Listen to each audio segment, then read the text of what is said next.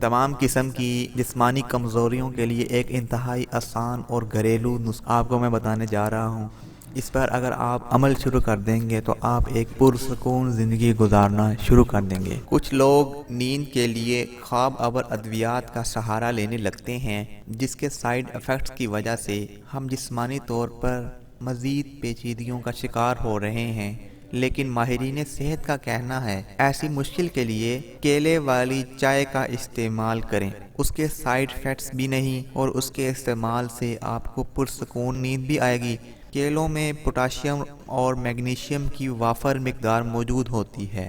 ان دونوں دھاتوں کی وجہ سے ہمیں پرسکون نیند بھی آئے گی۔ ان کی وجہ سے ہمارے پٹھے بھی مضبوط ہوتے ہیں اور ان میں کھچاؤ بھی نہیں ہوتا۔